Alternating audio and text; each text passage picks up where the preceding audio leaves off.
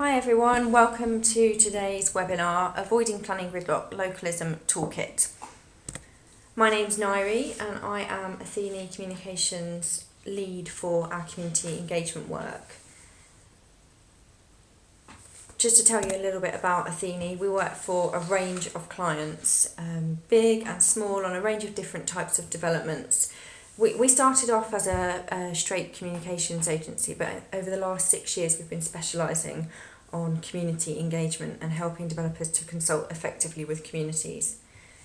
We also work with and for communities, so we work for community groups, for schools, helping them with various projects, and we think this kind of contact with communities helps us understand communities better, and we can bring that knowledge and insight to bear on the work that we do with developers. So without further ado, if we get straight on with today's subject, community engagement. So my first question that I want to pose to you is, why bother? Why bother with community engagement? Well, the first reason is because you have to. You have to because community engagement has always been required of infrastructure projects. However, the Localism Act has section 122 of the Localism Act amends the Town and Country Planning Act. It inserts new sections which require prospective developers to consult local communities before submitting planning applications for certain developments. So this is a new requirement to consult communities, and the aim of it is to give communities a chance to shape development at an early stage and iron out some of the frustrations that communities feel with no power to shape the places that they live in. There was meant to be secondary legislation around the exact kinds of development that pre-application consultation would apply to as a formal requirement. This hasn't been forthcoming yet, and what we're expecting is that government is expecting local authorities to interpret the guidelines based on there have been some guidance already produced from central government, and we think they're not formalising this through secondary legislation because they want it to come down to local authority interpretation. But the guidance that is out there that local authorities are going to be using to inform their policy is that pre-application consultation will be required where there is a residential development which could provide 200 or more new units, or where the site is 4 hectares or more, or where the site is 10,000 square metres or more of new floor space, or a development site of 2 hectares or more. And when this applies, you have to demonstrate widespread and appropriate publicity. So you have to show that you've gone to reasonable and proactive lengths to publicise your proposals. You need to provide contact details for communities to get in touch, and you need to provide timescales so that people have a clear idea of when their comments will be counted. You need to demonstrate that you've had regard to the responses that you get back and show compliance with this requirement to consult with communities in the planning application. The Act also states that the Localism Act also states that local authorities can ask for pre-application consultation for those even when you don't legally have to. And the Act says that demonstrating consultation with communities at an early stage will be viewed favourably. In fact, the National Planning Policy Framework explicitly says that developers who involve the community in their designs will be looked upon more favourably. The requirement for consultation, particularly pre-application consultation, can often be found in local authorities' own statements of community involvement. Most local authorities will have these readily available on their website, and it's often our starting point for designing an engagement programme. We'll start off with the local authorities' SCI and see what they recommend, and we'll also cross-reference with the Localism Act to make sure we're doing what we should be for the scheme in question. Now, the other reason you should bother with community engagement is because there are real benefits. So you do have to in many cases, but also there can be benefits. So you can result in a less confrontational planning process. You can also mobilise silent support for your scheme. You can also build relationships for the future. Perhaps it's a site where you'll be staying present on the site, running something, managing something. Relationships with the community might be important. And you can also protect and build your brand. One of our clients is EDF Energy. Their brand, they invest a lot of time and money into building their brand. So it's really vital for them that when they're doing new build projects, their brand is not damaged through a lack of community engagement and consultation around development. You can also result in improved and more sustainable development because the communities that you're working with, in and for, are the people who know their local area best, and you can actually end up improving your designs through input from the local community. I mean, overall, community engagement can result in a much smoother planning process. You know about key issues and concerns at an earlier stage and you have more time to address them. It eliminates or helps to eliminate the element of surprise, which a lot of our clients often say is something that they find useful. Now should be a fantastic time for developers. We need a lot of new homes for a growing and changing population, very topical in the media at the moment. We need to replace around a third of our existing electricity generation, improve transport and waste facilities. We need to do all of this while transitioning to a low carbon economy. But on the one hand, we've got the NPPF, the National Planning Policy Framework, which has this inherent presumption in favour of sustainable development. And then on the other, we have the Localism Act, which is putting power into the hands of local people and helping local people shape development. These two key policy drivers could have an uneasy relationship, but it's down to how they're interpreted that will make the real difference. Get it wrong, and we could end up with planning gridlock. Get it right, and you could end up with much better developments, much stronger developments, and a smoother planning process. So looking at the Localism Act itself, what's actually changed? Well, there's a number of things, and I've picked out the most relevant for today's workshop. First, as we've already heard, the rules on compulsory pre-application consultation have changed. We've covered that already. The second thing that I wanted to bring to your attention is that the rules around predetermination have changed. So these are rules where councillors have been in the past limited to the amount of engagement that they can have with developers and communities regarding proposed development, and also been unable to express an opinion on plans being brought forward for their local area. Now, the aim of the changes to the predetermination rules, and I'm taking the wording from some of the guidance notes around the Localism Act that have been produced by government. What the changes aim to do is end the absurd situation where councillors are prevented from acting on local issues because of the risk of challenge that they are biased. So the Localism Act is enabling councillors to actively engage with developers and communities around planning applications. Councillors can meet with developers and the community and express an opinion without forfeiting their right to vote on a decision.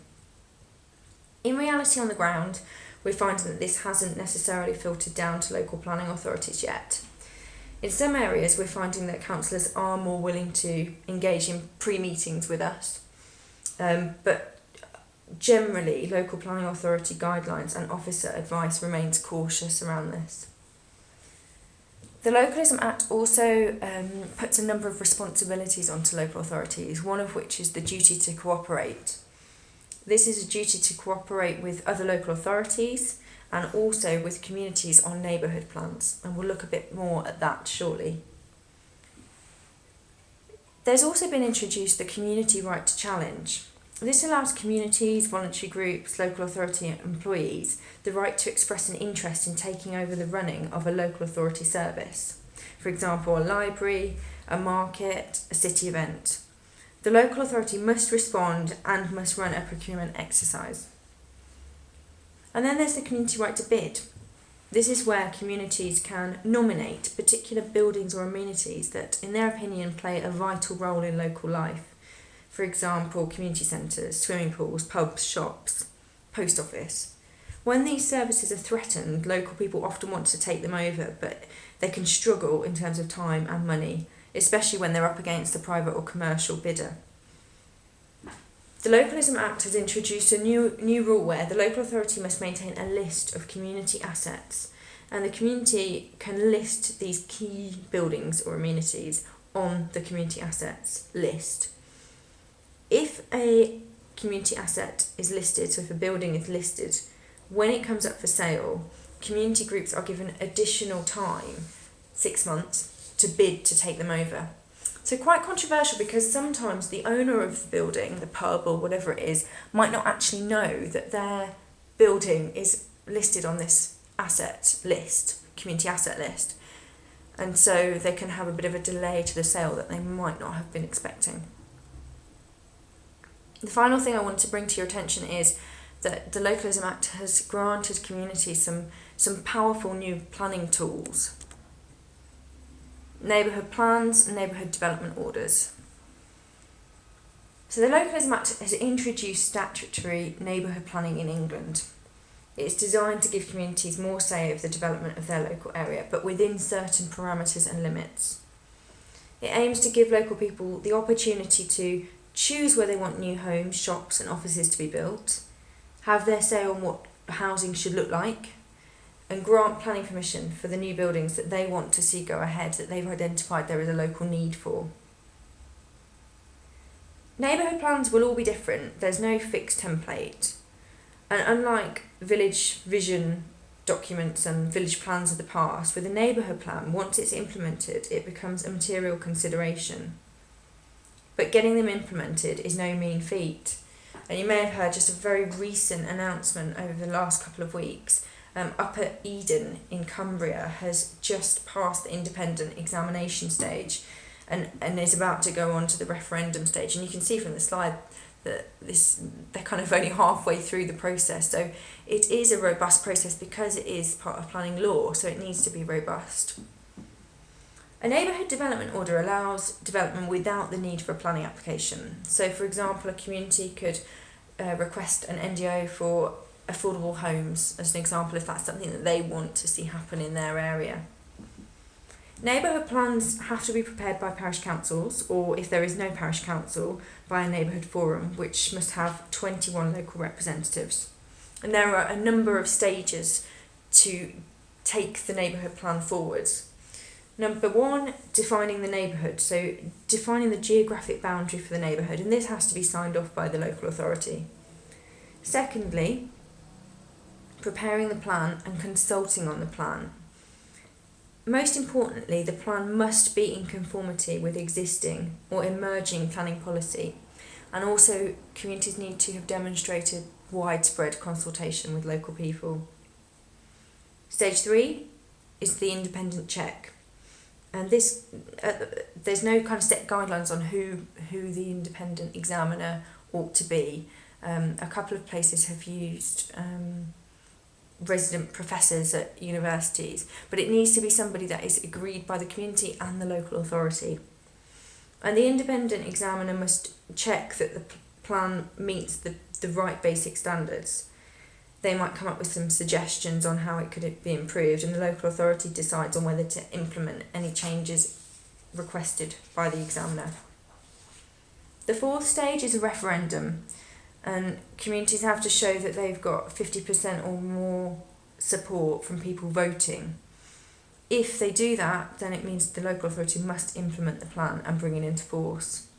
The responsibility to organise and pay for the referendum is on the local authority. Stage 5, the plan comes into legal force, becomes a material consideration. And stage 6, implementation. The community has a couple of responsibilities: one, to communicate the plan, and also to keep it under review and update it where necessary. In terms of the neighbourhood response so far, there have been 233 front-runner communities which have received government funding to put their neighbourhood plan process into, get their neighbourhood plan process going. So the local authority of each neighbourhood has been granted £20,000 per neighbourhood plan project. In addition to this resource, government's funded a number of organisations, 4 organisations, to provide support for communities, so through online resources and through workshops, that kind of thing, to upskill communities in terms of neighbourhood planning. And going forwards, it's been suggested that resourcing support could come from landowners, businesses, and quite controversially, developers themselves. So a developer that has an interest in an area could fund the local plan process, the neighbourhood plan process. Obviously, they would want to see their aspirations for the area included in the plan, but it could be a way of getting developers and communities to work hand in hand.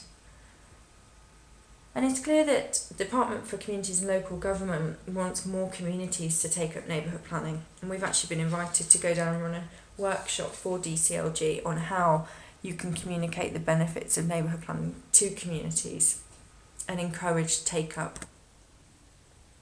So how is all this, the powerful new planning tools and the Localism Act, how is it being received on the ground from a community's perspective? We've seen a lot of confusion and a lot of apathy. People aren't quite sure what the new powers are, what they mean for them, and how to go about taking advantage of them. It's quite daunting. It's a robust process, and it's daunting in terms of time and the cost impact. Not all communities are well resourced or have a planner and a lawyer on the doorstep. This can be quite a daunting process. The fact that the plans have to conform with local plans as well limits how much communities think they have a real influence. So there's an element of managing expectations. Following on from that, it's really only just becoming clear to communities that these new planning tools really are not designed to limit development. They're designed to help communities have more development and shape that development. It's not about less development. So what does all this mean? Well, one thing's for sure, communities' expectations in terms of community engagement and consultation have been raised. The changes are going to be slow and steady, but long term, we're going to have better equipped and informed communities. And for developers and planners, this means you need to do more and better research to understand communities, more and better consultation and engagement. And the key thing here is the Localism Act, it's law, so it's not going to be shelved, but communities don't necessarily have to follow the guidance in the Localism Act and do formal neighbourhood planning. But localism as a movement, as an ethos in communities' minds is here to stay. Communities feeling like they have more power, knowing their rights, expecting engagement from developers is here to stay. We've put together a best practice top 10 guidelines for you. And this is formed from our own experiences as well as the plethora of best practice guidance out there. We've kind of assessed what's out there and picked the best bits. One particularly good source is the Homes and Communities Agency, which has got a really good guide on effective community engagement. So if I just want to run through this. Number one, you need to make community engagement a core activity and you need to start it early. We're always surprised at how much effort is expended on newts and bats compared with how little is expended on people. And that's not to diminish the importance of newts and bats. They're important, but so is the human population. So make community engagement a core activity. Being informed about the community that you're working with and in is really important. You need to understand local concerns, aspirations, find out who the movers and shakers are, who the decision makers are, and who are the influencers. We'd also recommend holding very early stakeholder meetings to check your facts. So you might do some desk-based research to find out what's on the minds of communities, but you might follow that up and check your facts with stakeholders as you meet them as very early stages of your engagement. We'd always recommend having a clear plan for engagement, which is informed by your research that you've already done, and setting out a clear story about the need and the benefits for your development and the benefits to local people from your development. You also need to have a conversation about the amount of room local people have to shape the development. Which bits are off the table because if you change them, the scheme is automatically not viable?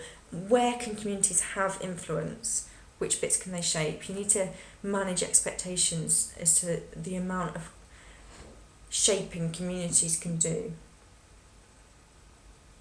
We would also recommend you'd have your strategy as a team document that you'd follow, but you would also have a public version that you would take to the local planning authority and get them to sign it off, like you would with a scoping opinion, getting a feedback from the local authority on whether what you're proposing is correct. Do the same with your community engagement strategy. You need to establish some clear ground rules and some timescales so that communities know clearly when their comments are going to be taken on board, what's the time period where their comments will count. And you need to have kind of clear rules in place for how comments should be submitted and establish that up front. You need to use the right mix of communications channels, and you should draw on your research about the community that you've done. Does the community have very low take-up of the internet in that area? Is it very slow? If so, you need to tailor the channels that you're using, because website probably isn't the right method. You also need to make the information accessible, and there's kind of two meanings to that. On the first hand, is it too technical, or can people understand the technical information that you're putting across? Is it understandable to a layman? But also, are you making your consultation accessible in terms of disability? And we would always recommend getting in touch with the local disability forum and just checking through what you need to be prepared for. You need to have a process for feedback that is transparent and upfront, and stick to it. You also need to capture and record those comments in a very robust way. You need to be aware of data protection guidelines as well. And then you need to analyse and consider the feedback that you've got. And finally, really importantly and often neglected, is feeding back to the community after your consultation and after the planning application's gone in. So you need to go back to the community with a summary of the statement of community involvement that you've produced, so that they know their feedback has been taken on board and that it was worth their while making those comments and spending that time giving you feedback. And really importantly, there will be suggestions that you can take on board, which is great, but there will always be suggestions that you can't take on board. When you're proposing 10 homes, a new village centre is just not going to be possible, but the community doesn't necessarily understand this. And there's a big gap of understanding between where communities are and developers are, and on both sides. And there's a lack of understanding about the processes, priorities and pressures on each group. So where you can't address a suggestion, make sure you've gone back to the community and explained why it isn't possible to take that suggestion on board. We've put together a 7-stage localism toolkit which provides a process for community engagement, and it can be scaled up or scaled down to meet the level of engagement required based on the type of development and the size of the development. But it's a robust process that means you're meeting the requirements, and also you have a kind of structure in place for the process of engagement. We'd also always start off with a community audit, which is the research that I mentioned. So this is largely desk-based research, but also supplemented with conversation with stakeholders and a site visit to visit the local area. And that's your knowledge base from which you will plan your strategy for engagement. It tells you what's on the minds of local people, what are the key concerns, what are the key issues, aspirations, and it just means you're informed, so that when you go into a meeting with a stakeholder, you already know what their priorities are, you know what press articles they've been commenting on in the last year or so, and what's on their mind. And so you're coming from an informed standpoint, and it just makes the meeting go a lot better. We then take the audit and do a matching gap analysis. So figuring out what are the gaps that the communities need, what are their needs, what are their requirements? Have they got an ageing population and they need homes for older people? Is the church unable to heat itself anymore because it's run out of money? And how can your development help to meet those needs? Bit of matching up. We would then develop a community engagement strategy, which is the team document. It's an internal document which dictates how you're going to communicate, who you're going to communicate with, who your audience is, what are your key messages, and which communications channels are going to be the most effective for you to use. From that, you would produce a statement of community engagement, which is a public document which sets out, this is what we're planning to do in terms of engagement. Very public, very open, very transparent. And this is what you would take to local ward councillors, local planning officers for sign-off, for review and sign-off, and you would change it if they give you feedback that you can take on board. And that's a great thing to put into your statement of community involvement at the very end. So this is what we plan to do. We had feedback from the local authority, we changed it, they agreed the community engagement process. That's a really nice story. We then deliver the engagement programme, so the publicity, the handling of the media, the exhibitions or workshops or whatever it is. And then the collation of the analysis of the feedback from that delivery programme. So making sure that all the comments have been captured, responded to where necessary, and that the key points have been analysed and fed back to the project team. The kind of summary of the community engagement process and the way that feedback has been taken on board would all be put into the statement of community involvement, which forms part of the planning application. And then finally, feeding back to the community, not to be underestimated, particularly as an industry, if we want to keep engaging with communities, showing them that their comments have been taken on board and in what way, and if they haven't been taken on board, why, is really important to keep people feeling like community engagement and consultation is a useful process and that they're helping to shape their area. So feeding back to the community. And that can be as simple as putting a summary of the SCI on your website, but it's just making sure you do go through that final step. So that's our process, and this is the 7 steps that we would recommend you follow. I hope today's been useful. Here are my contact details if you do want to get in touch. If you've got any questions, please use your raise your hand function, or feel free to email me or call me. That's absolutely fine. I can pick stuff up after today's session. I hope this has been useful. Thank you very much for listening. Goodbye.